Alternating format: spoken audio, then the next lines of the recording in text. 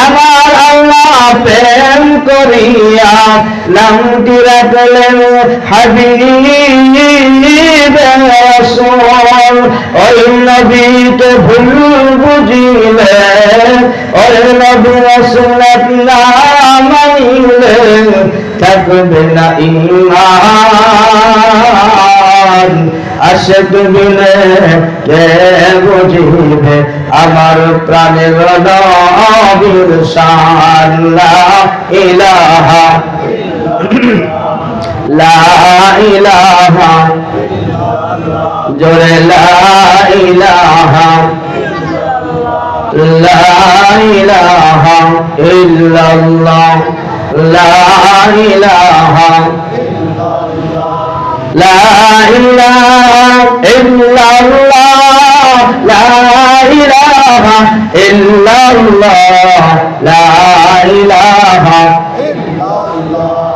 লা ইলাহা ইল্লাল্লাহ লা ইলাহা ইল্লাল্লাহ লা ইলাহা জোরে লা ইলাহা ইল্লাল্লাহ লা ইলাহা ইল্লাল্লাহ লা ইলাহা ইল্লাল্লাহ লা ইলাহা ইল্লাল্লাহ লা ইলাহা ইল্লাল্লাহ মুহাম্মাদুর রাসূলুল্লাহ।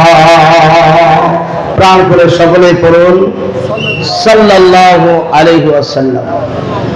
মুআজ্জাজ মুহতারাম মুবাল্লিগিন উলামায়ে কেরাম হুফাজ কেরাম হুজ্জাজ কেরাম ওয়া তালাবা ওয়া সাবিয়ান আযম ইয়া আইয়ুহাল্লাযীনা রাহিমাকুমুল্লাহ। মুস্তাহিদ অধ্যকার আজকে তাফসীর মাহফিলের সম্মানিত সভাপতি সাহেব মাদ্রাসা আলিয়া, অধ্যকার মাহফিলে আমন্ত্রিত অনামন্ত্রিত আগত অনাগত কর্তৃপক্ষ দিন মনোভূত বিভিন্ন ওলামায়ে দ্বীন অতিথিগণ, সন্ধ্যার প্রাক্কাল থেকে শুরু করে পর্যন্ত মাইকের মাধ্যম দিয়ে আলোহার থেকে বিভিন্ন ওয়াইজিনদের কণ্ঠে দ্বীন ও শরিয়াতের মাধ্যমে অনেক অনেক তথ্যমূলক আলোচনা গ্রহণ করেছি। সংক্ষিপ্ত আকারে সুবহানাহু ওয়া তাআলার সাহায্য এবং সহযোগিতায়, তার নাসার তার সাহায্যে রব্বুল আলামিনের পূর্ণাঙ্গ জীবন ব্যবস্থা কুরআনুল কারীম থেকে কিছু সময় আলোচনা শোনা এবং বলার জন্য জান্নাতি বাগানে, জান্নাতি পরিবেশে, জান্নাতি মানুষগুলোকে বসার তৌফিক দান করেছেন যিনি, সেই মহান রব্বে কারীমের দরবারে সকলেই সমস্বরে অন্তর খুলে দিল থেকে মহব্বতের সাথে এক বাক্যে আওয়াজ করে সকলে বলি আলহামদুলিল্লাহ। আস্তে বলবেন না, কণ্ঠ ছেড়ে জোরে আওয়াজ করব আলহামদুলিল্লাহ। আবার করছি আলহামদুলিল্লাহ। রব্বানা লাকাল হামদ। সবাই বলো রব্বানা লাকাল হামদ হামদান কাসীরান তাইয়িবান মুবারাকান ফীহি ইয়া রাব্বি লাকাল হামদু কামা ইয়ানবাগি লিজালালি ওয়াজহিকা ওয়া আযীম সুলতানিক। বলেন আমরা প্রাণ ভরে, বলেন আমরা প্রাণ ভরে বিশাল আকাশের মালিক, বিস্তীর্ণ এই জমিনের মালিক, সাগর নগর পাহাড় পর্বত কুল কায়নাতের মালিক, আমাদের রব, আমাদের মুনিব, সে আল্লাহ বাবা পড়ছি আলহামদুলিল্লাহ। সহস্র কোটি দরুদ ও সালাম বিশ্ব মহান নেতা সাইয়্যিদুল মুরসালিন রাহমাতুল আলামিন নবী সম্রাট বিশ্ব নবী নবীর শানে অন্তর খুলে দরুদ ও সালাম পেশ করছি সেই মহান নেতার প্রতি। প্রাণ করে সকলে বলুন সাল্লাল্লাহু আলাইহি ওয়াসাল্লাম। আবার পড়ছি মুহাম্মাদুর রাসূলুল্লাহ, সকলে বলুন সাল্লাল্লাহু আলাইহি ওয়াসাল্লাম। মান সাল্লা আলাইয়া ওয়াহিদাতান সাল্লাল্লাহু আলাইহি আশারা। যে নবীর উপরে দরুদ ও সালাম একটিবার পেশ করলে আল্লাহ রাসূল সার্টিফিকেট দিয়েছেন, জান্নাতের সুসংবাদ দিয়েছেন। একটিবার সালাম জানালে 10টি রহমত, আর 10টি রহমতের মধ্যে একটি রহমত জান্নাতের জন্য যথেষ্ট। এটা আওয়াজ করে বলবেন না সুবহানাল্লাহ। একটা রহমত জীবনের যাবতীয় আগে পিছে গুনাহ মাফের জন্য যথেষ্ট। সে রাসূল পাক সাল্লাল্লাহু আলাইহি সাল্লাম আমাদের নেতা, আমাদের নেতা। তিনার বিধান আমরা সেই হাদিসের উপরে জীবন যাপন করলে আমরা পেয়ে যাব হেদায়াত। আসহাবিকান নুজুম বিআইজিহিম ইকতাদাইতুম ইহতাদাইতুম। রাসূলের কোন যে কোন সাহাবী, যে কোন অনুসরণকারী যার জীবন যাত্রাকে অনুসরণ করবেন তিনি হেদায়াত পেয়ে যাবেন, ওয়াদা করেছেন রাসূল। আল্লাহ তাআলা বলছেন, ইয়া আইয়ুহাল্লাযীনা আমানু, আমার কথা কি বুঝতেছেন? আল্লাহ বলছেন, ইয়া আইয়ুহাল্লাযীনা আমানু, হে ঈমানদারেরা, আতিউল্লাহ, আল্লাহর আনুগত্য করো, আল্লাহর দাসত্ব করো। আল্লাহ বলছেন, ওয়ামা খালাকাতুল জিন্না ওয়াল ইনসা ইল্লা লিয়াবুদুন, একমাত্র শুধুমাত্র আনুগত্য করতে হবে কার? আর একটু জোরে বলো কার? আল্লাহ। এর মধ্যে কোনো সন্দেহ আছে? যদি কোনো সন্দেহ আছে, সন্দেহ থাকলে কি মুসলমান থাকা যাবে? মুসলিম হিসাবে কি আর জীবনে বাঁচতে পারবো? কোনো সন্দেহ নাই। আমানু আতিউল্লাহ, আল্লাহর প্রতি ঈমান আনতে হবে, আল্লাহর প্রতি বিশ্বাস স্থাপন করতে হবে, আনুগত্য করতে হবে। তারপরে বলা হচ্ছে ইয়া আইয়ুহাল্লাযীনা আমানুর পরে কি বলছেন? ওয়া আতিউর রাসূল, রাসূলের আনুগত্য কর। কিসের আনুগত্য? কার আনুগত্য? রাসূল পাক সাল্লাল্লাহু আলাইহি সাল্লাম আনুগত্য করতে হবে। আর আনুগত্য করতে হলে এই মাদ্রাসাতুল বাইত, এই মাদ্রাসায় অনুসরণ করে মাদ্রাসায় ছাত্র দিতে হবে, ছেলে দিতে হবে, মেয়ে দিতে হবে, কোরআন হাদিস শিখানোর জন্য নাকি দিতে হবে না? ওয়াতিউর রাসূল যদি আপনি শিখতে চান তাহলে উস্তাদ, মাদ্রাসার শিক্ষক, আরাবিয়ান, ওশিয়ান, আল্লাহ তাআলার আল্লামাল কোরআনের জ্ঞান ছাড়া আল্লাহ তাআলাকে চিনা যাওয়ার সম্ভাবনা নাই। এই জন্য বলছেন আমানু আতিউল্লাহ ওয়া আতিউর রাসূল ওয়ালা তুবতিলু আমালাকুম, আল্লাহর আনুগত্য আর রাসূলের ইত্তেবা, রাসূলের তরিকা ছাড়া পৃথিবীতে যত জাগতিক এই সমস্ত ভণ্ড আছে, এই সমস্ত প্রচারণায় দিয়ে মানুষকে বিভ্রান্ত করে, মানুষের পকেটের টাকা নিজের দিকে আকৃষ্ট করার জন্য জাদুগিরি ছেড়ে দেয়, মানুষের ঈমান নিজে অশ্লীল করে, মানুষের সাথে ঐক্যবদ্ধ ইসলামকে দাবিয়ে দেওয়ার জন্য গভীর ষড়যন্ত্র মুনাফিকদের সাথে যারা হাত মিলায়, তারা 5 ওয়াক্ত কেন আবিল সুন্নাত পড়বে, তাহাজ্জুদ গুজারি হবে, 5 ওয়াক্ত নামাজ আদায় করবে, জীবনের সব কিছু বিলাই দিবে দলের জন্য, কোন নেতার জন্য।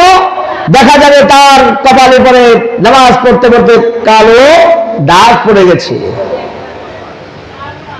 জীবন বরবাদ করে দেওয়ার জন্য এতটুকু যথেষ্ট যে তরিকার মধ্যে আল্লাহর হুকুম নাই, আল্লাহ তাআলা এই বিধানের হুকুমত নাই, রাসূলের রিসালাত নাই, সেটা কোনদিন কশিন কালেও হকপন্থী হতে পারে না, হক সিলসিলা হতে পারে না। এটা তাগুত এবং বাতিল ছাড়া কিচ্ছু হতে পারে না। আমাদেরকে ঈমানদার হতে হলে আমানু আতিউল্লাহ ওয়া আতিউর রাসূল ওয়ালা তুবতিলু আমালাকুম, আমাদের আমলকে বরবাদ হয়ে যাবে যদি আল্লাহ এবং রাসূলের কিতাব না থাকে, সহিহ হাদিস না থাকে, রাসূল না থাকে, আল্লাহ না থাকে। অন্যত্র আল্লাহ তাআলা বলছেন ইয়া আইয়ুহাল্লাযীনা আমানু আতিউল্লাহ ওয়া আতিউর রাসূল।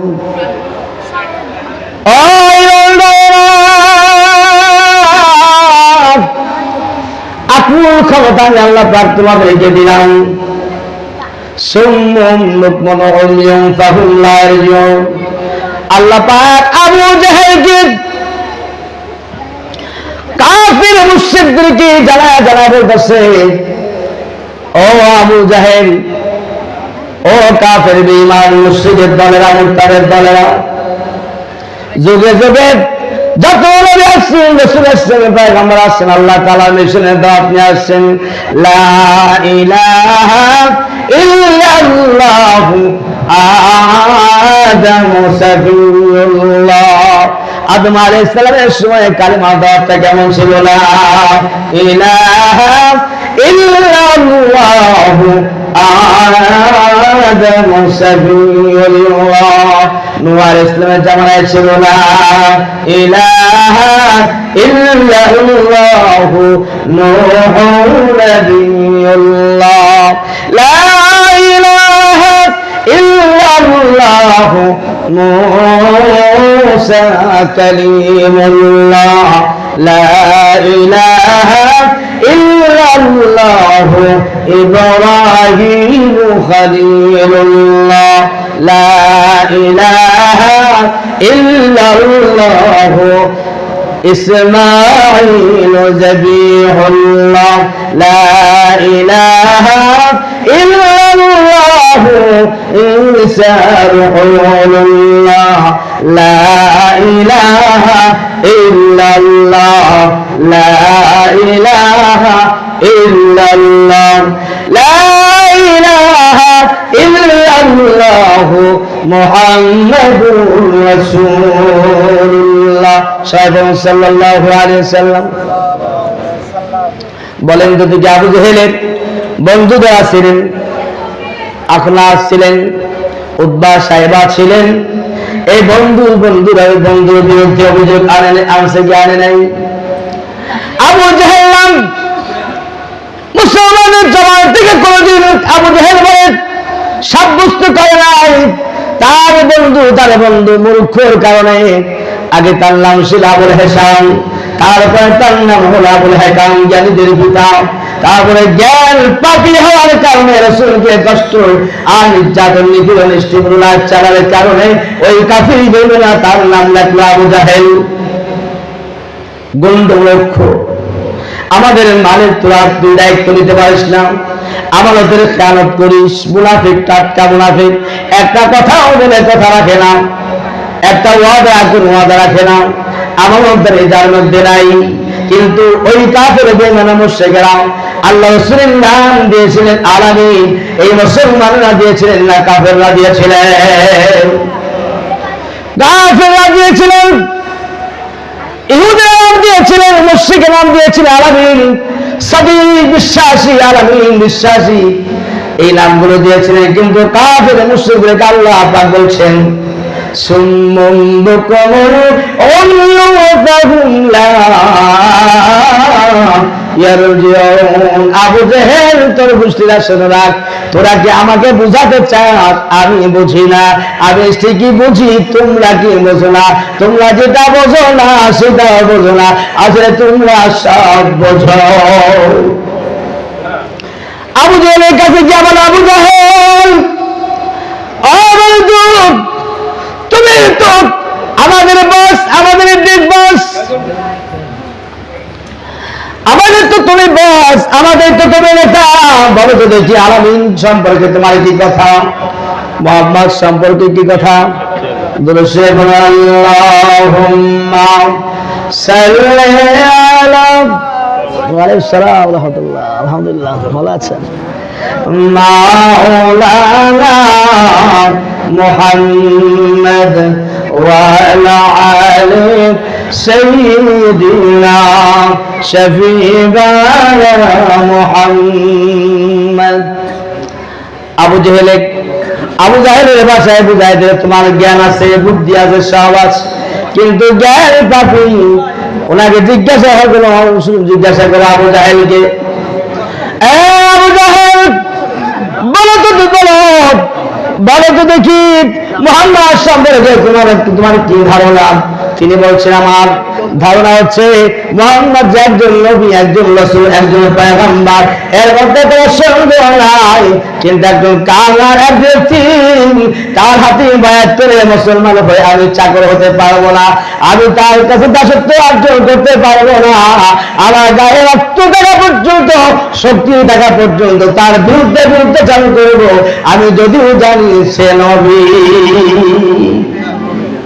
আমি যদিও জানি সে নবী, কিন্তু নবী বলে জানে কিন্তু বিশ্বাস করে ঈমান আনে নাই, যার জন্য তিনি হলো কাফির। সুম্মুম বুকমুন উমিয়ুন ফাহুম লা ইয়ারজুন। আল্লাহ তাআলা আমাদেরকে বলছে, মুসলমানদেরকে বলছে, তোমরা কি মনে করো আবু জেহেল বোঝে না? তোমরা কি মনে করো ফিরআউন বোঝে না? তোমরা কি মনে করো নমরুদ বোঝে না? সব বোঝে, কিন্তু সীমালঙ্ঘনের শেষ ঠিকানা হলো আল্লাহর পক্ষ থেকে অস্বাভাবিক লাঞ্ছিত করে, বেজ্জিত করে, পৃথিবীতে ইতিহাস সাক্ষী রেখে তাকে লাঞ্ছিত করে পৃথিবীর থেকে বয়কট করা। তারা ঠিক বোঝে। ফিরআউন জানতো আনা রাব্বুকুল আ'লা, বলছি আমি সীমালঙ্ঘনকারীর মধ্যে একজন। ফিরআউন আগের থেকে জানতো না যে আমাকে নাক কান চুবানি খেয়ে মরতে হবে। আগে জানতো? বলুন, আগে জানতো? সীমালঙ্ঘনকারীকে আল্লাহ পাক পছন্দ করে, তাকে পৃথিবীতে সবচাইতে লাঞ্ছিত করে মৃত্যুবরণ করায়। আবু লাহাব জানতো না ক্যান্সার রোগীতে সে মারা যাবে, রাসূলকে গ্রামে দেওয়ার কারণে পুকুরের বড় তেলে হিসতে তাকে অবদস্ত করে তাকে মাটিতে পুঁতে রাখা হবে। আগে জানতো না।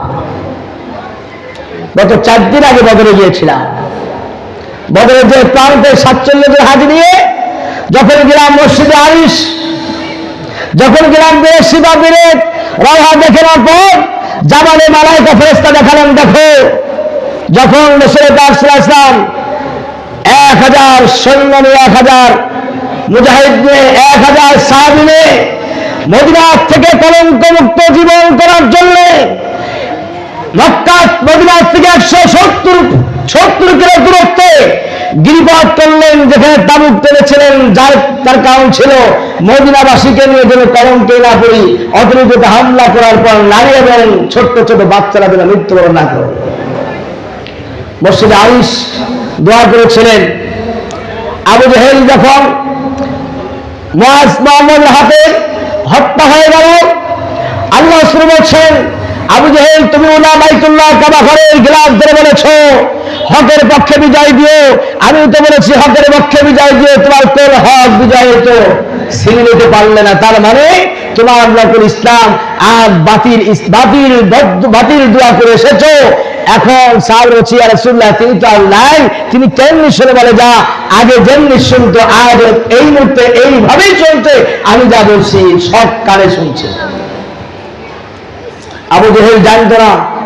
ফায়সালা করছিলেন যখন অরুন্ধতর হাত নিয়ে ঘোড়ায় নিয়ে যখন ফায়সালা করছিলেন, আব্দুর রহমান বিন আওফ বললেন, দেখো এই যে আবু জাহেল, তার হাতে তরবারি দেয় নাই, খেজুরের ঢাল নিয়ে যখন ওই আবু জাহেলকে খতম করার জন্য সামনে ঘোড়ার 2টা পায়ের আঘাত করেছেন, তরবারির থেকে তীক্ষ্ণ ঝাড়ালো অস্ত্র হয়ে সঙ্গে সঙ্গে হাড় ধুলে দিয়ে বাড়িতে পুরো লতায়া যখন এরকম সভ্যত করছিল আবু জেহেল জানতে না যে ছোট্ট বালক আমার বাড়ির দাসীর হাতে, দাসীর ছেলেদের হাতে আমাকে মৃত্যুবরণ করতে হবে। আগে জানতো না কুরআনুল কারীমের সাথে সীমা লঙ্ঘন করার কথা, করার জন্য এটা হয়েছে। কথা ভুল বললাম না ঠিক বললাম? নমরুদ জানতো না যে আমাকে হস্তি বাহিনী দিয়ে আমি আল্লাহর বিরুদ্ধে আমি তীর নিক্ষেপ করলাম, আর সেই তীরের মতো রক্ত মাখা আমাকে সান্ত্বনা দিল, আর ইব্রাহিম আলাইহিস সালামের বিরুদ্ধে চালু করে একের পর এক ইস্তিগফার চালিয়ে নির্যাতন করেছি। নমরুদ জানতো না ন্যাংরা বছর ওই মাথার মধ্যে গিয়ে জুতার বাড়ি দিয়ে তাকে হত্যা করা হবে। আল্লাহর জমিন ছোট্ট একটা মানচিত্র বাংলাদেশ। যুগে যুগে এই বাংলাদেশে লক্ষ লক্ষ মুজাহিদ, লক্ষ লক্ষ শহীদ কাফেলা এসে ইসলামকে সংরক্ষণ করার জন্য শাপলা সহ বিভিন্ন জায়গায় জীবন দিয়েছে। জীবন দিতে বদ্ধ বিষাদ কমে লেগেছে। আজ আমাদের জাতির যে দাবিদার করত, আজ শান্তির মনোনয়ন দাবিদার করত, 45 মিনিট আগে জানত না আমাকে বাংলাদেশে ইন্ডিয়া চলে যেতে হবে। এটাই হলো আল্লাহর বিধান, আল্লাহর হকের সিলসিলার কথা, আল্লাহর কথা। আল্লাহর এই কুরআনের সাথে দিল নিক্ষেপ করলে পাগল নিক্ষেপ হয়ে তোমাকে মরতে হবে। আজকে কোন পথে চলছি? ফিরে আসুন, সময় আছে, এখনো দিন সময় আছে। মুনাফিকি করবেন না। মুনাফিকি করলে আপনাকে পৃথিবীতে ঠাঁই দেওয়া হবে না। আপনার মুনাফিকি করে আপনার সোজা রাস্তায় চলার জন্য ব্যারিকেড দিচ্ছেন, এই আলামত কিন্তু ভালো না। আপনার এই জমিনে, বাংলার জমিনে ইন্দুরের গালা খুঁজে পাবেন না পড়ানোর জন্য। শহীদি কাফেলাতে অনেক স্টিমুলার চালিয়েছে, ইসলামী আন্দোলনকে আক্রমণ করেছেন, অসংখ্য অসংখ্য শহীদি কাফেলাকে নস্যাৎ করার চেষ্টা করেছেন। মাদ্রাসা যতদিন চলবে থাকবে, আপনি মনে করতে করো মান কোরআন কোরআন ফস্তার হবে। এই কোরআনের এই লাইন ইসলাম যতদিন চলবে, যতদিন এই রুহ চালু থাকবে, ততদিন পর্যন্ত আপনার যার উপরে ভর করেন, যার আসলে চলেন, আল্লাহর কসম কোরআন আপনাদেরকে স্টিমুলার চালিয়ে লাভ হবে না। কোরআন আপনাদেরকে সাহিত্য করতে পারে পারে পারে পারে না ভাই? আমরা আল্লাহর মধ্যে মুজাহিদ, এর মধ্যে কোনো সন্দেহ আছে ভাই? আমরা পড়েছি লা ইলাহা ইল্লাল্লাহু মুহাম্মাদুর রাসূলুল্লাহ সাল্লাল্লাহু আলাইহি ওয়াসাল্লাম। কালেমা দাওয়াত দেওয়ার জন্য আবু জেহেলকে যখন কালেমা দাওয়াত দিতেন, আবু জেহেল বলতেন তোমার কালেমাটা আমি পালন করি না, মানি না, মানতে তো না। وَأَسِرُّوا قَوْلَكُمْ أَوْ اجْهَرُوا بِهِ إِنَّهُ عَلِيمٌ بِذَاتِ الصُّدُورِ। আবু জেহেল তো গ্রহণ করে না, তাগুত তো তার শক্তিকে হাত শক্তিকে শক্তি করার জন্য চেষ্টা চালায়। আল্লাহ বলছেন রাসূল হে নবী আপনার বিরুদ্ধে গভীর ষড়যন্ত্র করে, আমি আল্লাহ পাক সব আমি তাদের খবর জানি। যেরকম জানে কি জানে না, আরেকটা যেরকম জানে কি জানে না। আল্লাহ রাসূলকে যখন আবু জেহেলকে দাওয়াত দিতেন, আবু জেহেল তো মানতই না, এই জন্য আবার বিরোধিতা করতেন। আল্লাহ পাক এই জন্য বলছেন আল্লাযীনা আমানু ইউকাতিলুনা ফি সাবিলিল্লাহ ওয়াল্লাযীনা কাফারু ইউকাতিলুনা ফি সাবিলিত তাগুত। ঈমানদার যারা আনছে, যারা ঈমান গ্রহণ করেছে, তাদের সদা সর্বদা আল্লাহ পাকের পক্ষ থেকে কাজ হলো নিজে মরে যায় এবং মারা, আল্লাহ পাকের দিন কামের জন্য আল্লাহ পাকের কাছে নিজেই শহীদ হয়ে যাওয়া, আর তাগুতকে দাঁত ভাঙা জবাব দেওয়া। এটা হলো কাজ, এটাই হলো আমাদের মূল উদ্দেশ্য, মূল কাজ। মুনাফিকি যাদের মধ্যে আচরণ থাকে, সকালে এক কথা আবার রাত্রে এক কথা, এটার মধ্যে কোনো আল্লাহ পাকের প্রেম নাই, আল্লাহ পাকের প্রেমের ভালোবাসা নাই। আল্লাহ পাকের প্রেম আর ভালোবাসা গ্রহণ করার জন্যই আজ আমরা এই মাঠে ময়দানে কত স্টিম রুলার আমাদের উপর চালায়। অবিল হাক্কি ওয়াসাল্লাহু বিল হাক্কি নাযাল, মিথ্যা দিয়ে যতই চাপাতে চাও, এই বাতিলের মুখ থেকে যতই তোমরা বিরুদ্ধাচরণ করো, আল্লাহ প্রদত্ত কথাগুলো যখন মানুষের কাছে বলবে, এটা চাপা দিয়ে ঢেকে রাখা সম্ভব নয়, সম্ভব নয় ভাই। এই জন্য আজকে আমরা আসছি ওয়াজ মাহফিলের ময়দানে, আজকে আমরা প্রতিশ্রুতি গ্রহণ করব নিজেকে আল্লাহ পাকের কাছে দায়মুক্ত করার জন্য। আজকে আল্লাহ রাসূলের বায়াতের সাথে হাত মিলিয়ে আজকে আমরা ওয়াদাবদ্ধ হব, ইয়া আইয়ুহাল্লাযীনা আমানু তাকুল্লাহা ওয়া তাকু ইলাইহিল ওয়াসিলা ওয়া জাহিদু ফি সাবিলিল্লাহ। খালি শুধু পীরের আর খানকায় বসে থাকে, আর যদি তোমরা বসে থাকো আর দল মত নির্বিশেষে রণাঙ্গনে যেমন মিথ্যা কথা বলে তাদেরকে তার কোনো জবাব দেওয়ার জায়গা আছে, অনুরূপভাবে বাংলাদেশে যত মুসলিম দাবি করো, যদি ইসলাম দাবি করো, সব দল এক মিল্লাতের মধ্যে চলে এসে দাঁত ভাঙা জবাব দাও। বাতিলের গোষ্ঠী বাতিলের বিরুদ্ধে একযোগে আওয়াজ তুললে এই বাংলার জন্য বাতিল থাকতে পারবে না। আজ আমাদের মধ্যে ঐক্যবদ্ধ নাই। ঐক্যবদ্ধ কেন নাই? কি কারণে? আপনার কিসের নজরে ভয়? কিসের আপনার গাঞ্জা ঘরের পীর মুরিদ আপনি নিয়ে থাকেন?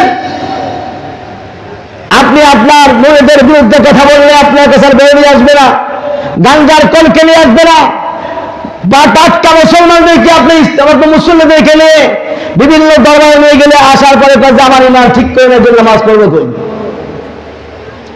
ইমান চুরি করার পাইতারা এদেশে আছে না নাই? ইমান চুরি করার বদমাইশি ছেড়ে দিন, কোরআনুল কারীমকে পড়ুন, কোরআনুল কারীমকে বুঝুন। কোরআনুল কারীম আপনাকে হিদায়াত দিবে, হিদায়াতের পথ দেখায় দিবে। এই কোরআনুল কারীম আপনাকে কোনো সময় বিভ্রান্তের মধ্যে ফেলাবে না।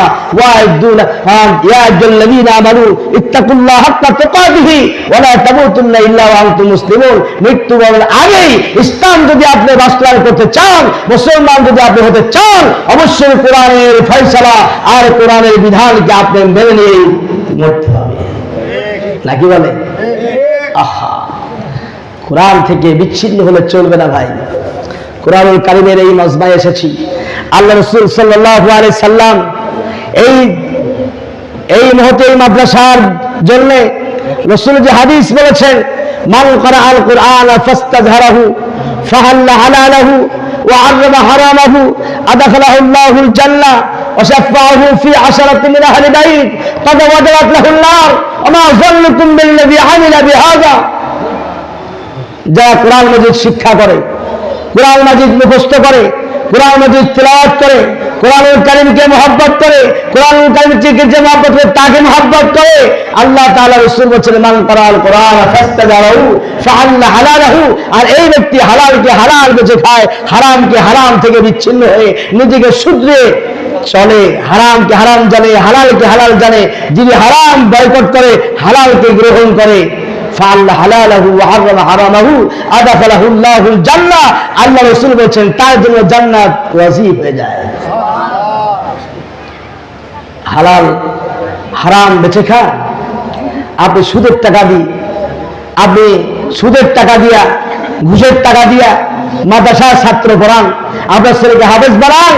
আল্লাহ রাসূলের হাদিস, কঠিন হাদিস, ভয়ঙ্কর হাদিস, যে বাবারা, যে মায়েরা, যে বড় ভাইরা আপনার সুদের টাকা নিয়ে সংসার চালান, ব্যাংকে আপনি সহযোগিতা করেন, গ্রামীণ ব্যাংকে সহযোগিতা করেন, এনজিওতে সহযোগিতা করেন, তার থেকে টাকা নেন, তার থেকে টাকা গ্রহণ করে সুদের সাথে জড়িত।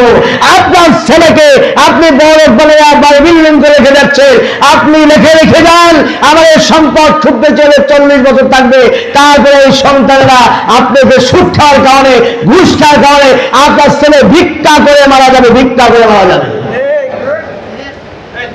কিসের জন্য ভবিষ্যৎবাণী করছেন? কিসের জন্য বাড়ি গাড়ি করে যাচ্ছেন? আপনি খাচ্ছেন সুদের টাকা, ঘুষের টাকা, আর আপনার বেটা না খেয়ে মরবে, ভিক্ষা করে মরবে। মাদ্রাসায় পড়ান, ভিক্ষা করা লাগবে না ভাই, ভিক্ষা করা লাগবে? কোন ইমাম সাহেবকে ভিক্ষা করতে দেখেছেন? কোন ইমাম সাহেবের মাকে বৃদ্ধাশ্রমে দিতে দেখেছেন? কোন আলেম ওলামাকে আব্বাকে অসম্মান করে বাইরে থেকে বিতাড়িত করে দিয়েছে দেখেছেন? ইসলামে আরো যদি আপনার মধ্যে থাকে, অবশ্যই আপনি হাড় ভাঙা পরিশ্রম করে মাথায় গান পায়ে ফেলিয়ে আপনার বাবার জন্য, মায়ের জন্য রক্ত ঘামানো, এই শরীর থেকে ঘামানো এই পানি ঝরিয়ে আপনার আব্বার জন্য, মায়ের জন্য এক মুষ্টি খাবার ব্যবস্থা করবে।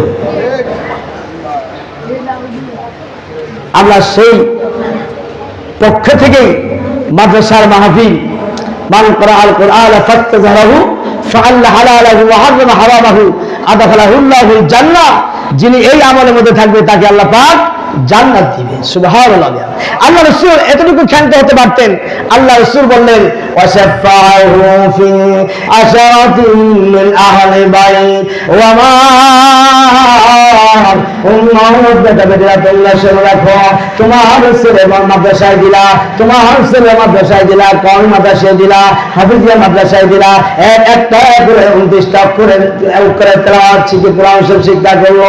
একটা জবর পেশ ওয়াজিব গুনাহ যত আপনার এই তাসবিহ পড়ার মধ্যে আছে, এই কোরআন শরীফ তেলাওয়াত করার জন্য আপনি এই মাদ্রাসায় ভর্তি হয়ে গেল। আপনার ওই ছেলেটার বাড়ি ঝিনাইদহ, ওই ছেলেটার বাড়ি কুষ্টিয়া, ওই ছেলেটার বাড়ি ঈশ্বরদী, এই মাদ্রাসায় যখন আপনি লেখাপড়া করার জন্য আসলো, আপনার বাড়িতে যখন রাখলেন, এক মুষ্টি খাবার দিলেন, সকালে খাবার দিলেন, দুপুরে একটু খাবার দিলেন, রাত্রেবেলা একটু খাবার দিলেন, এই খাবার দিয়ে যে আপনাকে কোরআনে হাফেজ বানাইলেন। আল্লাহ পাক রাসূল বলেছেন যে বাড়িতে আপনি খানা খাইলেন, জাগিয়ে থাকলেন, যে চাচা আপনাকে ভালোবাসলো, সম্মান করলো, আপনাকে উরুদের একটা জামা বানাই দিল, কুরবানি দিয়ে একটা জামা বানাই দিল, আপনাকে একটা পাগড়ি কিনে দিল, মাদ্রাসায় 2 মণ চাউল দিল, 5 মণ চাউল দিল, আপনি মাদ্রাসার জন্য মাদ্রাসার জন্য পরিশ্রম করে ডাল সজ্জা দিয়ে মাদ্রাসার ছাত্রগুলো ভরপুর করে খাবার দিল। আল্লাহ ওই বাড়ি থেকে যে বাড়িতে যাবে ছিলেন, সেই বাড়িতে আর আত্মীয় স্বজনদের মধ্যে হাফেজ সাহেব 10 জনকে যাচাই বাছাই করে জাহান্নাম থেকে বের করে জান্নাতের মধ্যে প্রবেশ করানোর ক্ষমতা আল্লাহ পাক দিয়া দিবেন। সুবহানাল্লাহ। একজন হাফেজ 10 জন ব্যক্তিকে জাহান্নামী দরজায় পৌঁছে গেছে, জাহান্নাম ওয়াজিব হয়ে গেছে। এই শ্রেণীর মধ্যে 10 জন ব্যক্তিকে যাচাই বাছাই করে নিয়ে আসতে পারবে। সুবহানাল্লাহ বলবেন না? মাদ্রাসা হাফেজ হওয়ার পরে তারপরে কোন মাদ্রাসা পড়ে ভাই? কোন মাদ্রাসা পড়ে? দাখিল মাদ্রাসা পড়ে, আলেম মাদ্রাসা পড়ে কিনা বলেন? পড়ে কি পড়ে না? আমরা হাফেজ হয়েছি, দাখিল আলেম ফাজিল পাস করেছি, দাওরা মাদ্রাসায় পড়ালেখা করে 2-4টা কথা বলার ক্ষমতা, 2-4টা কথা বলার জন্য আল্লাহ পাক যে উৎসাহ দিয়েছেন, যে সাহস জুগিয়ে দিয়েছেন, এই ইলম আমি হাসিল করেছি, যার কারণেই আপনাদের সামনে 2-4টা কথা বলার ক্ষমতা হচ্ছে। আল্লাহ রাসূল বললেন 10 জন ব্যক্তিকে একজন হাফেজ দিয়ে যেতে পারবে। ওমা যাল্লুকুম বিল্লাযী আমিলা বিহাযা, হাফেজ হওয়ার পরে দাখিল মাদ্রাসায় পড়বে, আলিম মাদ্রাসায় পড়বে, কামিল মাদ্রাসায় পড়বে, দাওরা মাদ্রাসায় পড়বে, ইফতা মাদ্রাসায় পড়বে, সাইফুল হাদিস হবে, মুফতি হবে, মুহাদ্দিস হবে, মুফাসসির হবে, আর মানুষের দাওয়ায় যখন দিনের দাওয়াত নিয়ে যাবে। ওমা যাল্লুকুম বিল্লাযী আমিলা বিহাযা, 10 জন থাকবে না, অসংখ্য অসংখ্য মানুষকে জাহান্নাম থেকে ফিরিয়ে, জাহান্নাম থেকে কেড়ে নিয়ে অসংখ্য মানুষকে আল্লাহ জান্নাতে নিয়ে যেতে পারবে। চিৎকার করে সুবহানাল্লাহ। তাহলে আলেমদের ইজ্জত আছে না নাই? আলেমদের সম্মান আছে না নাই? আলেমদের পাওয়ার আছে না নাই? আজ আলেমদেরকে যে কষ্ট, যে নির্যাতন দেওয়ার পরেও কোন আলেমকে কি আত্মসমর্পণ করে অন্য ধর্মকে অনুসরণ করতে দেখেছেন? যে আমার জীবন দেব না, আমাকে মাফ দাও, আমি আর এর মধ্যে নাই। কেউ কি আছে? ছোট্ট ছোট্ট বিচি বিচি ছেলে, ছোট্ট ছোট্ট মাসুম মাসুম বাচ্চা, এদেরকে যখন ধরে নিয়ে গেছে, এদের মুখ থেকে তাদের পক্ষে বের করতে পারে একটি কথা, তারা বলছে মরে গেলে শহীদ হয়ে যাব, মরে গেলে আল্লাহ জান্নাত পেয়ে যাবো। বলে সুবহানাল্লাহ। সত্য কথা তো জান্নাতই তো। এই জন্য ভাই দোস্ত, আপনাদের সামনে এই মাঝে মধ্যে ওয়াজ মাহফিল আসে, দিনের ওয়াজ নিয়ে আসে, এটা আপনার মনে করবেন এটা রাজনীতির ময়দান না। এই মাদ্রাসার ফসল, এই মাদ্রাসায় আবার যা হচ্ছে সেটার ফসল। এই মাদ্রাসার এই মাহফিলের সাথে সম্পৃক্ত থাকবেন, শিক্ষকদের সাথে সম্পৃক্ত থাকবেন, ছাত্রদেরকে ভালোবাসবেন। আল্লাহ বলেছেন তাদের সঙ্গে জান্নাতের মধ্যে একসঙ্গে থাকবে। সুবহানাল্লাহ।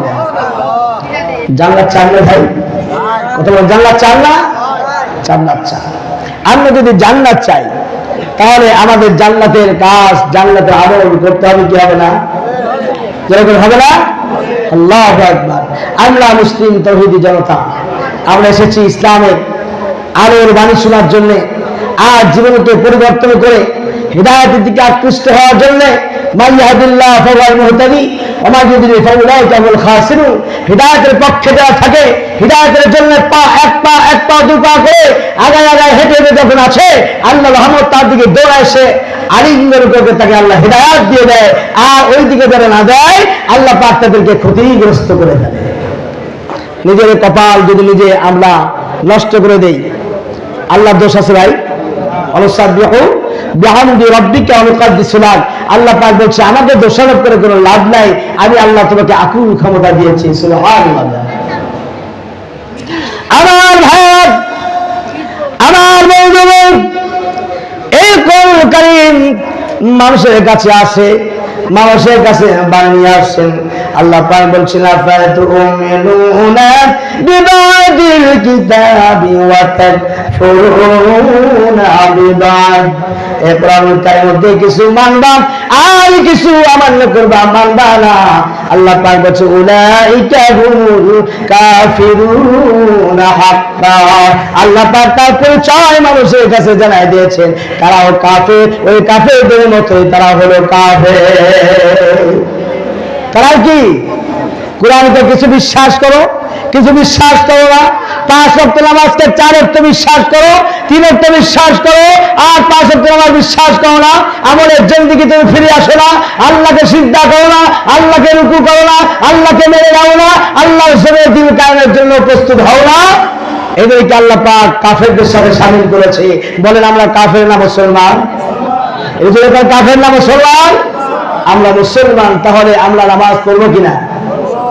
ইন্নাস সালাতা তানহা আনিল ফাহশাই ওয়াল মুনকার। আল্লাহ তাআলা সমস্ত ফাহশা কাজের মুক্তি রাখার একটি ইবাদত দিয়েছেন, সেটা হলো সালাত, সেটা হলো নামাজ। নামাজ নামাজ ওমা মালাকাত আইমানুকুম। আল্লাহ নবী শেষ ওয়াজ শুরু ওয়াজ করে গিয়েছেন, নামাজ পড়ো, নামাজ পড়ো, নামাজ আদায় করো। কিন্তু সেই নামাজ পড়ি না, নাকি বলে সে নামাজ পড়তে চায় না। এই যে নামাজ পড়ার জন্য আমাদেরকে মুসলমান হিসেবে তো ঘরে জন্ম নিয়েছি। আল্লাহ পৃথিবীতে সবচাইতে বড় নিয়ামত হলো, সবচাইতে বড় নিয়ামত কি? মুসলমানের ঘরে জন্ম নিয়েছেন, কাফেরের ঘরে জন্ম নিয়েছেন, ইহুদির ঘরে জন্ম নিয়েছেন, আপনার তকদিরে মুসলিম হওয়া সৌভাগ্য অর্জন করতে পেরেছেন। সুবহানাল্লাহ। আবু বকরের কাছে যখন দাওয়াত দিতে যেতেন, আল্লাহ রাসূল বলেছে আবু বকর আমি তো নবী। আল্লাহ রাসূল বলেছে আপনাকে বিশ্বাস করি, তবে আপনি তো নবী, তার তো প্রমাণ দেখাতে হবে। বলছে আপনার স্বপ্নের দিকে যদি আপনি তাকান, আপনি পেয়ে যাবেন। কিছুক্ষণ দ্বন্দ্ব থেকে বললেন হ্যাঁ তুমি তো নবী, আমি স্বপ্ন দেখেছিলাম বিরাট একটি অন্ধকার, ঘন কালো একটা অন্ধকার, এর মধ্যে তারকা ছিল, তারকার মধ্যে সবচেয়ে বড় একটা পূর্ণিমার চাঁদ ছিল। সেই চাঁদটি আকাশ থেকে ভেঙে পড়ে একটি বাড়ির মধ্যে সে নিক্ষিপ্ত হলো, পড়ে গেল। সেই বাড়িটা ছিল হযরত আমেনা, অর্থাৎ আল্লাহ রাসূলের মায়ের বাড়ি। সুবহানাল্লাহ। 4টা তারকা ছিল বড় বড়। সেই তারকা বলে একটা বলছে আবু বকরের বাড়ি, একটা বলছে ওমরের বাড়ি, একটা বলছে উসমান রাদিয়াল্লাহু তাআলার বাড়ি, একটা আবু মুত্তালা রাদিয়াল্লাহু তাআলার বাড়ি। এরকম তখন তো সব চিনে না, তবে 4টা তারকা বিভিন্ন জায়গায় পড়লো। তবে এই জায়গাগুলোতে দেখা গিয়েছে 4 জন খলিফাতুল মুসলিমের বাড়িতে এই আলো পড়েছেন আমরা 4 জন খলিফা।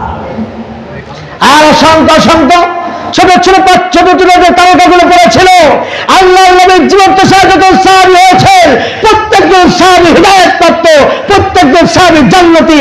এই জন্য প্রত্যেক সাহাবীর বাড়িতে বাড়িতে এই আলো ছড়িয়ে গিয়েছিল। আমি সেই স্বপ্ন দেখেছিলাম, আপনার দিকে তাকায় আর সেই চন্দ্রের দিকে তাকায়া আমি দেখছি ওই তারকা, ওই চন্দ্রের মধ্যে আর আপনার মধ্যে কোনো পার্থক্য নাই। আপনি মুহাম্মদ রাসূলুল্লাহ সাল্লাল্লাহু আলাইহি সাল্লাম। কিন্তু ওমর রাদিয়াল্লাহু তাআলার কাছে যখন দাওয়াত দিতে যেতেন, কোন কেউ বলতো যে মুহাম্মদ তাকে বিশ্বাস করতে হবে, আল্লাহ রাসূল দাওয়াত নিয়ে যেতেন, বলতে মুহাম্মদ আপনি আমার কাছে আসবেন না, মুখ ফিরে চলে আসতেন, মুখের দিকে তাকানো যেত না। অন্যান্য মুশরিকরা বলতেন মুহাম্মদ সে তো নবী হয়ে আসছে, তুমি কি করবা? বলে মুহাম্মদের কথা আমার কাছে উচ্চারিত করবা না, আমার মধ্যে কোনো লোভ নাই। আবু জাহেল ঘোষণা করেছে 100টা লাল এই কপালে সাদা টিকলি লাগানো ঘোড়া দান করা হবে, পুরস্কৃত করা হবে। আমি ওই উট চাই না, ঘোড়া চাই না, আর টিকলিওয়ালা লাল ঘোড়া চাই না। আমার কাছে মোহাম্মদের নামটা শোনার সাথে সাথে গায়ের মধ্যে আগুন হয়ে যায়, গায়ের মধ্যে লোম নিয়ে দাঁড়িয়ে যায়, আর তাকে যেখানে পাবে সেখানে মেরে ফেলানোর জন্য আমি উদ্গ্রীব হয়ে যাই। আমার কাছে কেউ বলবি না। দেখেন আবু বকরের নাম রসুল, ওমরের গরম সুর, ঠিক কিনা? সেই ওমরকে আল্লাহ তাআলা হেদায়েত দিলেন কিভাবে? ঘোষণা হয়ে গেল, আবু জেহেল ঘোষণা করে দিলেন। ওমরের কাছে যা বললেন তার সাথী ভাইরা বললেন মুহাম্মদ সাল্লাল্লাহু আলাইহি সাল্লামকে জিন্দা ধরে নিয়ে আসা এবং মেরে ফেলানোর পরে লাশ নিয়ে আসা, 100টা লাল এই কপালে সাদা লাগানো ঘোড়া দান করবে, ঘোড়া পুরস্কৃত করবে। হুঙ্কার করে আমাকে লোক দেখাও না, আমার কাছে লোক দেখাও না, যার কথা আমাকে বললে আমার কানের মধ্যে আসার সাথে সাথে রাগ হয়ে যায়। আমি কোনো উট চাই না, ঘোড়া চাই না। আজ আমি বাড়ায় পড়লাম ওই মোহাম্মদকে যেখানে পাবো সেখানেই আমি হত্যা করে দুনিয়া ত্যাগ করাই দিব। চিৎকার করে বলা যাবে না নাউজুবিল্লাহ। আমি তাকে হত্যা করবো, লোক লালসায়, লোক লালসাহীন তাকে হত্যা করবে। আহা, হযরত ওমর রাদিয়াল্লাহু তাআলা উলঙ্গত নিয়ে বাড়িয়ে গেলেন, বাড়ায় চলছেন, মুহাম্মদকে খুঁজছেন। মুহাম্মদকে যেখানে পাবে সেখানে কতল করবেন, শেষ সপ্তাহে মাথার মুন্ডা আলাদা করে দিবেন। এই মানুষের দৌড়াচ্ছে, দৌড়াতে দৌড়াতে সঙ্গে তার সহপাঠী সহচর বন্ধু আব্দুল্লাহ বিন লাইনের সঙ্গে দেখা হয়। লাইন বিন আব্দুল্লাহর সাথে সামনে দাঁড়ায় পড়ল, তুমি কই যাও? বলে আমার সামনে থেকে ব্যারিকেড ছাড়ো, আমার সামনে থেকে তুমি দূরে চলে যাও। কেন যাবো? বলে আমি আজকে যে কাজের মধ্যে দাঁড়াইছি কাজ আমি সমাপ্ত করব। কি কাজে দাঁড়াইছো? বলছে আব্দুল্লাহ পুত্র মুহাম্মদ, তার মাথা বিগন্ডিত করার জন্য আমি দাঁড়াইছি, আমার সামনে থেকে তুমি দূরে চলে যাও। আমি আব্দুল্লাহ তোর বন্ধু, আমি তোমাকে কয়েকটি কথা বলবো, কথা শোনার পরে তুমি ফয়সালা করবা। ও মা, যাইতেছে তো মুহাম্মাদের মাথা কাটার জন্য। তুমি কি জানো কুরাইশ বংশের মানুষ মুশরিক হতে পারে কিন্তু মুহাম্মদকে ভালোবাসে। মুহাম্মদকে ভালোবাসে, তিন নবীর জন্য তুমি তাকে হত্যা করবা। কুরাইশ বংশের মানুষ তোমাকে ছেড়ে দিবে নাকি? ওই হাসান ব্যক্তির মানুষকে তোমাকে ছেড়ে দিবে নাকি? বলে আমাকে যাই কিছু করুক না কেন, আমি মুহাম্মাদের মাথা আজ আনবই। বলে না না না, আমি বেঁচে থাকতে আমি তোমার সামনে দাঁড়ায় পড়ছি, যতক্ষণ পর্যন্ত প্রতিরোধ তোমাকে করতে না পারবো ততক্ষণ পর্যন্ত তোমার সামনে থেকে আমি যাচ্ছি না। চিৎকারে বেড়ে বলুন সুবহানাল্লাহ।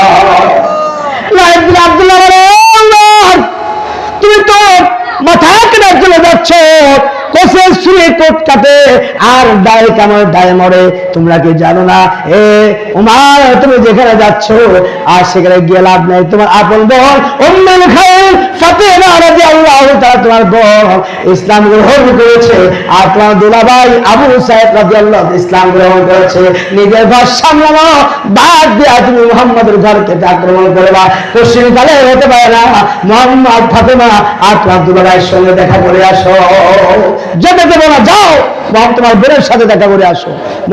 বোনের সাথে দেখা করতে গিয়া এখন থেকে দরজা আটকানো, ভিতর থেকে আওয়াজ আসছে, এই কোরআনের আওয়াজ। সুবহানাল্লাহ, কিসের আওয়াজ?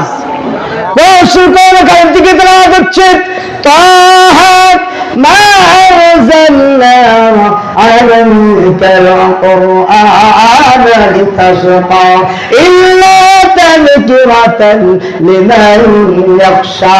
আমার দেশের কোন মূর্খ মানুষ বলেন তো দেখি, কোন আজকের এই মাহফিলের মধ্যে এসে একজন নেতা যদি ভাষণ দেয় বাংলায়, বলেন তো দেখি যে জীবনে কোনো স্কুলে যায় নাই, কলেজেও যায় নাই, মাদ্রাসায় যাও নাই, বাংলা ওয়াজ করলে, বাংলা ভাষায় কথা বললে সে বুঝবে কি বুঝবে না?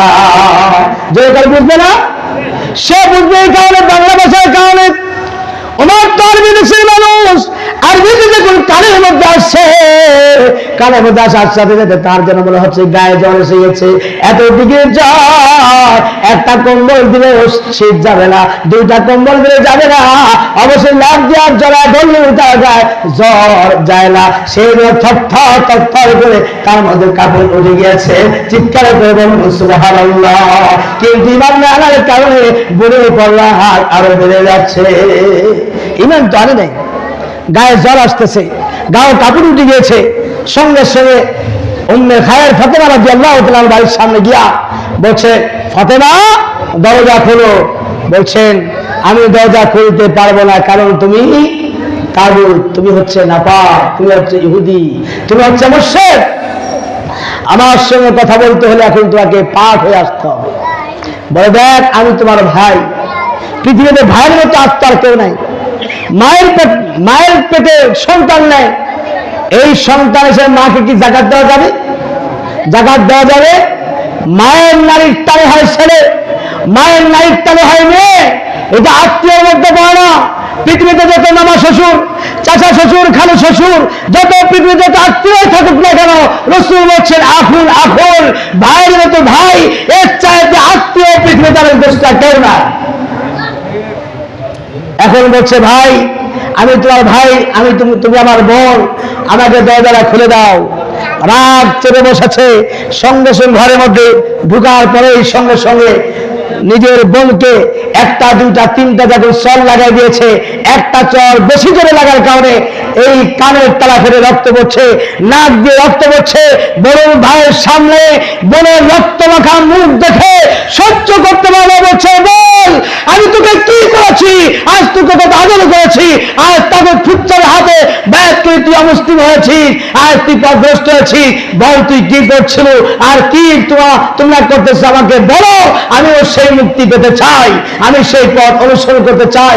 আমি বোন তোমাকে আমার বোন তোমাকে মারি ওনার ভুল করে ফেলেছি। বলে, না, ভুল করো নাই, এখনো ভুল আছে, ওযু করো, গোসল করো এবং তওবা করো আর পবিত্রতা হও, তারপর তোমার সাথে কথা।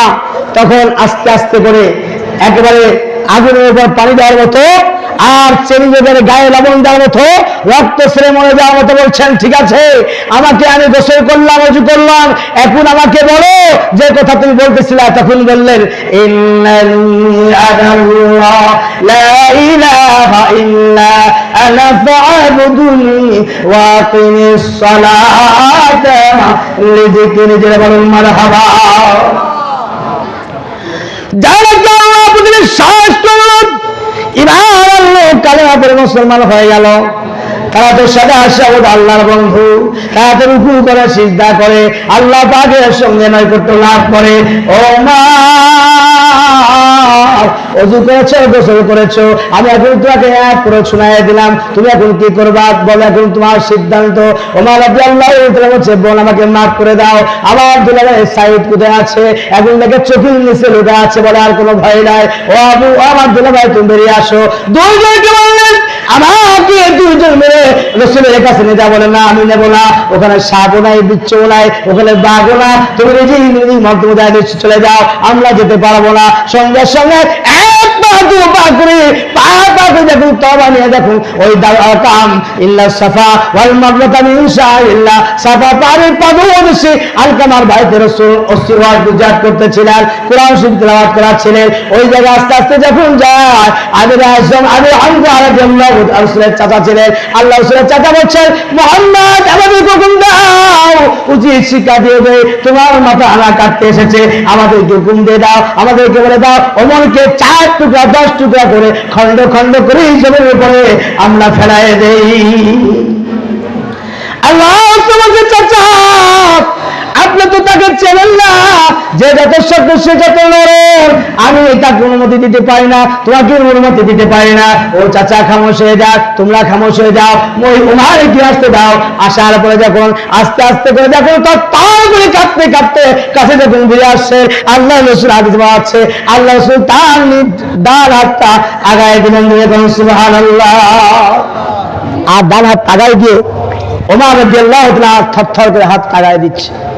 কিতাবে আসে, কাফেরদের মধ্যে 40 জনের শক্তি ছিল ওমরের গায়ে। কয়জন? কাফেরদের মধ্যে 40 জন কাফেরের শক্তি, 50 জন 60 জন কাফেরের শক্তি ওমরের গায়ের মধ্যে শিরশির করছিল। একটি থাপ্পড় মারলে কোনো জিন্দা বাঁচে না, অথচ রাসূলের সামনে গিয়ে হাত থরথর করে কেঁপে আস্তে করে রাসূল যখন ধরলেন, আর রাসূল যখন বাচ্চা মানুষকে যদি আপনি আস্তে করে হাতটা জোরে ধরেন, দেখবেন ওই বাচ্চা চিৎকার মারবে না? আল্লাহ রাসূল সাল্লাল্লাহু আলাইহি ওয়াসাল্লাম ওমর হাতটা ধরে যখন একটা আস্তে করে চিপ দিল, আর রাসূলের গায়ের মধ্যে কতটুকু শক্তি ছিল? আল্লাহ রাসূলের গায়ের মধ্যে জান্নাতি পুরুষ 80 জনের শক্তি ছিলেন। জান্নাতি পুরুষ 80 লক্ষ পুরুষ যা শক্তি পৃথিবী অর্জন করবে, তার থেকে একজন জান্নাতি পুরুষই তার থেকে বেশি শক্তি, এরকম 80 জন জান্নাতি পুরুষের শক্তি ছিলেন। হযরত আল্লাহ রাসূল সাল্লাল্লাহু আলাইহি সাল্লাম জান্নাতি পুরুষের একজন শক্তি ছিল হযরত মুসা কালিমুল্লাহ, তাই একটা সরে কিপ্তিকে মেরে ফেলেছিল। আপনি ইতিহাস জানেন নাই? একজন কিপ্তিকে একটা চর মেরেছিলেন, তার মধ্যে শক্তি ছিল একজন জান্নাতি যুবকের। আর আল্লাহ রাসূলের গায়ের মধ্যে কয়জন যুবকের? 80 জন যুবকের শক্তি নিয়ে হাত এরকম আস্তে করে যখন চিবুল মারলেন, এখন চিন্তা করলেন যে আমি ওমর যদি চিৎকার মারি, মানুষটা আমাকে কাফির বলে আখ্যায়িত করবে। ধৈর্য ধারণ করে বলছেন, ইয়া রাসূলুল্লাহ আল্লাহ আমাকে মাফ করে দেন, আমাকে ক্ষমা করে দেন। উদারতায় নয়, তরবারিতে নয়, উদারতায়। আজকে আমাদের উদারতার অভাব রয়েছে। আজকে মসজিদের টাকার দিকে তাকান, খানকার দিকে তাকান, আজ বড় চেয়ার টেবিলে নিয়ে যার যার চেয়ার তারা হেস্তা করেন। আপনার চেয়ার চলে যাবে বলে জামাতকে টাকা যাবে না, আপনার চেয়ার চলে যাবে বলে সৌমিনার লোক আপনি একসাথে হবেন না, আপনার চেয়ার চলে যাবে বলে ইসলামের দল এক হন না। আপনার চেয়ার তো টলমল করছে, তাদের হাতে যদি আরো শক্তি চলে যায়, আপনাকে সকলকে এঁটে বেঁধে, আপনাকে তকবীর দেওয়ার মতো বেঁধে, আপনাকে পিটাইয়া হত্যা করে আপনাকে বাঁচানোর ক্ষমতা কার থাকবে? মুনাফিকরা চরম দুঃসাহসী। রাসূল বলেছেন মুনাফিকের সাথে পারা যায় না। মুসলমান, আল্লাহ রাসূল বলেছেন মুনাফিকের জন্ম নিয়েছেন মুসলমানদের মধ্যে। কাদের মধ্যে? মুসলমানদের মধ্যে। প্রত্যেকটি মানুষের দুইটা হাত থাকে, ফারিকুম ফিল জান্নাত, এটা করে জান্নাতের হাত, অপরিকুম ফিস সাইর, এটা করে জাহান্নামের হাত। একজন মানুষ কাফের হোক আর হিন্দু হোক, একজন মানুষ মুমিন হোক আর মুসলিম হোক আর মুসলমান হোক, তার হাত থাকবে দুইটা, শুধুমাত্র হাত থাকে তিনটা, তারা হলো মুনাফিক। এক হাত ডান হাত, এক হাত বাম হাত, আর এক হাত অজুহাত। অজুহাত দিয়া দিয়া বাংলাদেশে প্রায় 15 থেকে 17 বছর মাহফিল উপর টর্চার করেছে কিনা? মাহফিল করতে দেয় নাই, কুরআন ওয়াজ করতে দেয় নাই, তাফসীর করতে দেয় নাই। তাফসীরের যিনি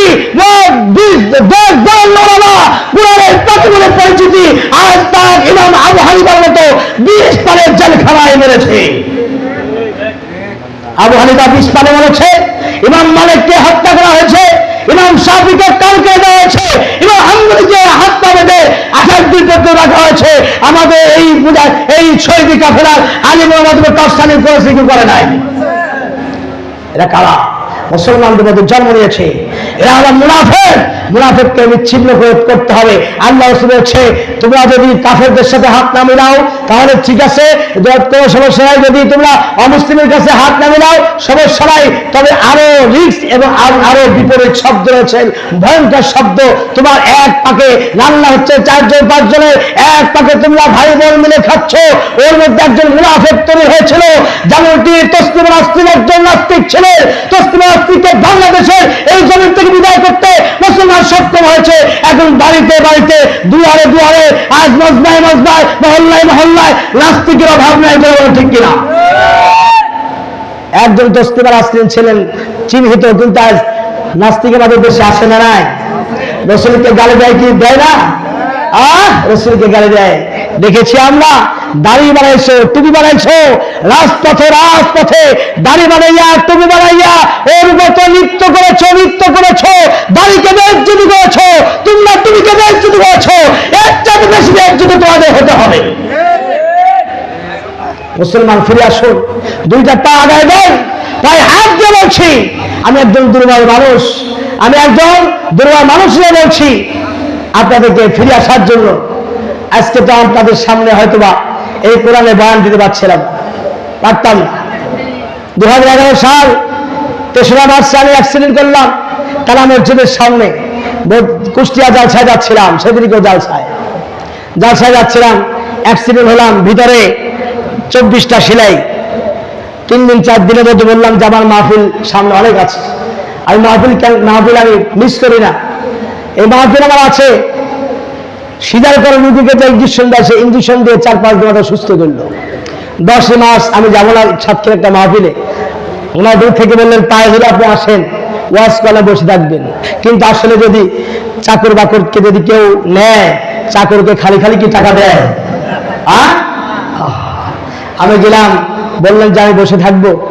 ওনা বলে আপনি কিছুটা বলেন। এসটো ঠিকিয়া জোরে কথা বলতে বলতে যখন একটু জোরে হয়ে গেছে, চিচির করে এই সমস্ত সেলাইগুলো ফেটে গেল।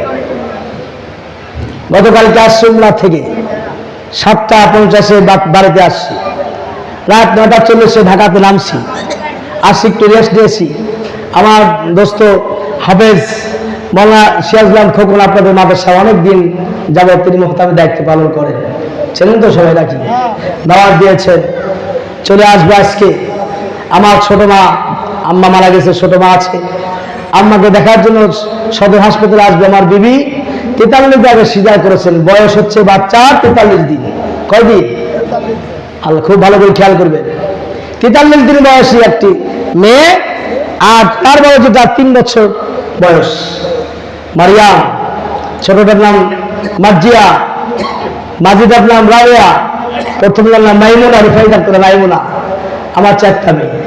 তো এই 2টা মেয়েকে নিয়ে আমার বাড়িওয়ালি বললো চলে যাই, তোমার হুন্ডায় যাবে। দেখো হুন্ডায় তো যাবা, 2টা বাচ্চা, যাওয়ার ইচ্ছা হলে তুই আলাদা আসো। বললেন আজকে যাবো, হুন্ডায় নিরাপদ আছে। আসতে বাসুয়া নাই পেতে একটা ঝাঁকি মেরে ছোট মেয়েটা, মেজোটা মানে 3 বছরের বাচ্চাটা পড়ে যাওয়ার মতো হলো। আমি রাগ করলাম, দেখো এখনো গায়ে তোঠো, বলা কোনো সমস্যা নাই, টেনে নিয়ে আসতে আমাদেরকে। আসলে আমি বললাম টেবিলের থেকে উঠাই দিই, টেবিলে বললাম নামাই দিব, গায়েতে যা আমার মাহফিল আছে, আমি একটু তাদের ফিলিংস মানে খুব সুন্দরভাবে যাই, ফিলিংসটা ভালো থাকুক। বলে না তোমার সাথে যাবো। তারা মসজিদ চেনেন তো নাকি? মালিকা স্যার, তারা মসজিদ চেনেন না? যেটা আগে অ্যাক্সিডেন্ট হয়েছি, সেখানে একটা করিমন বড় করিমান এসলেন, আমি কিন্তু সাদা দাগের মধ্যে আসতেছি, 30 বা 35 আমি রানে আসতেছি, যেহেতু আমার 2টা ছোট ছোট বাচ্চা, বিবি রয়েছেন, সিজার রোগী। আসতেছি, পিছন থেকে এসে এমন ধাক্কা দিয়ে আমাদেরকে ফেলাই দিল, গাড়ির উপর দিয়ে চলে গেল চাকা, আমার পায়ের উপর দিয়ে চলে গেল চাকা। ছোট্ট বাচ্চা, 43 দিন বয়স, এই বাচ্চাটা একদম সোজা রাস্তার মাঝখানে পড়ে আছে,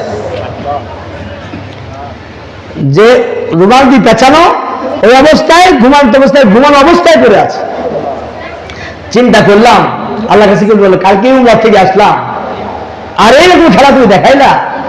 হতাশ হয়ে যাচ্ছি, খুঁজছি বউকে, বউ দেখি বেহুশ হয়ে পড়ে আছে, মাথা কেটে গেছে, হাতের আঙুলটা বিভিন্ন জায়গায় কাটে গেছে, বেহুশ।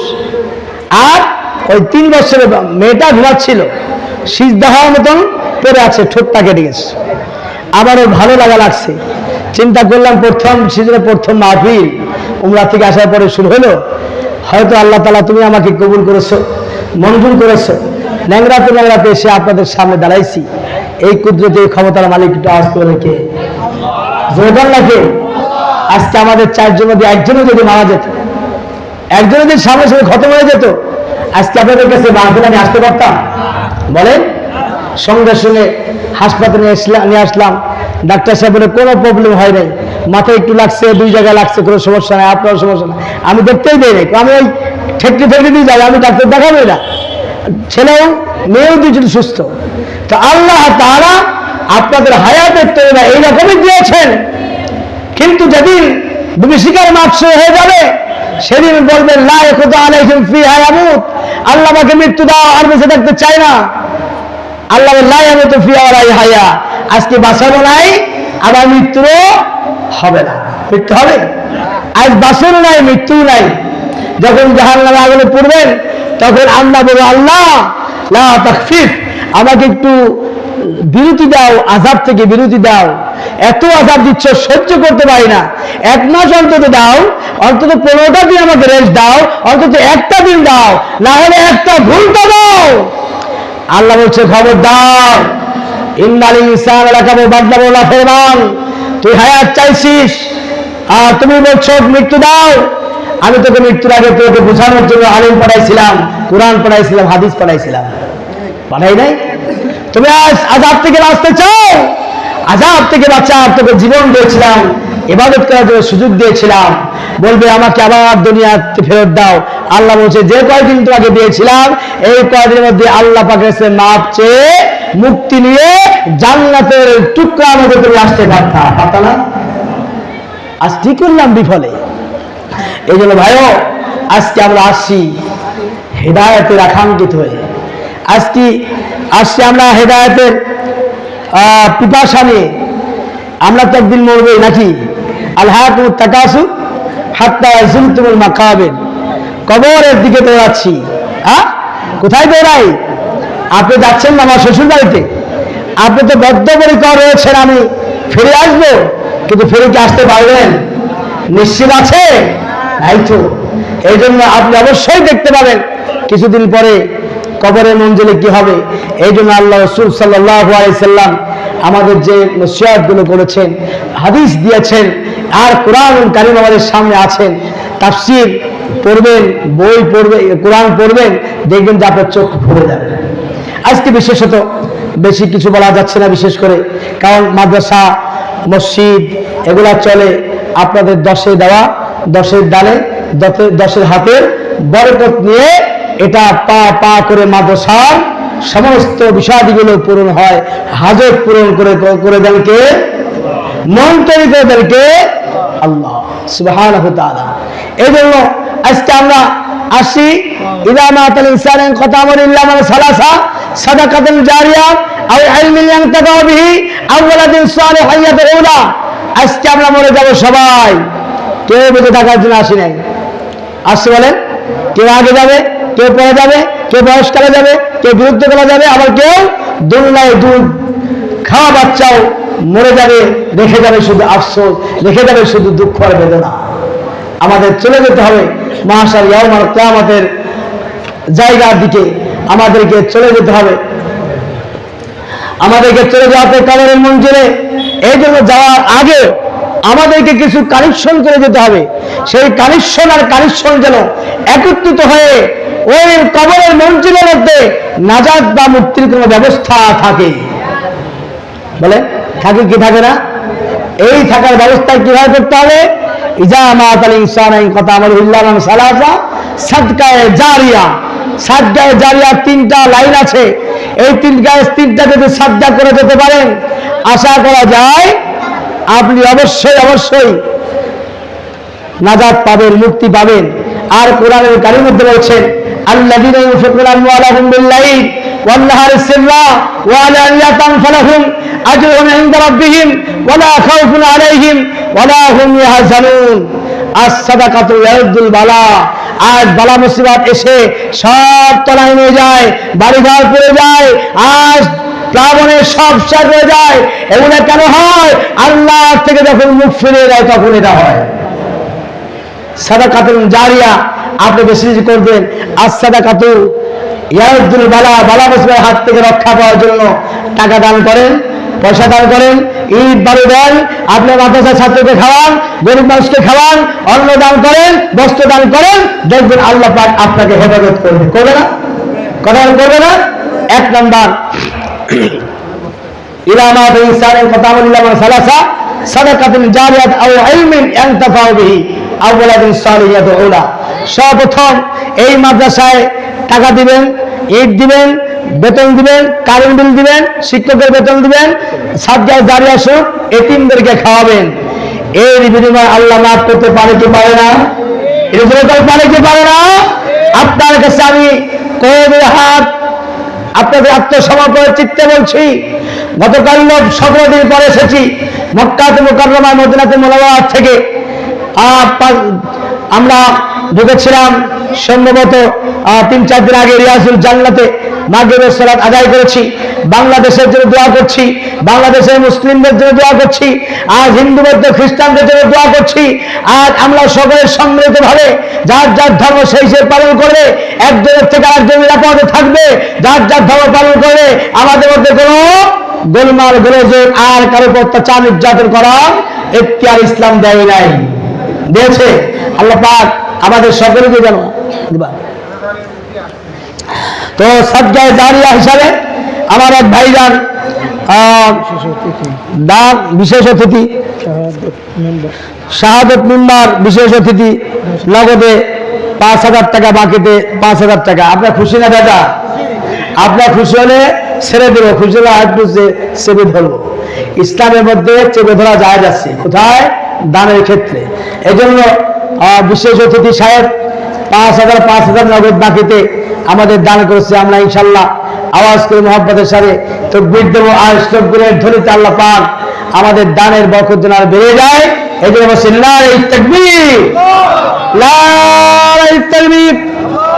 শাহাদাত মিম্বার ভাই বলুন মারহাবা, বিশেষ অতিথি বলুন জিন্দাবাদ।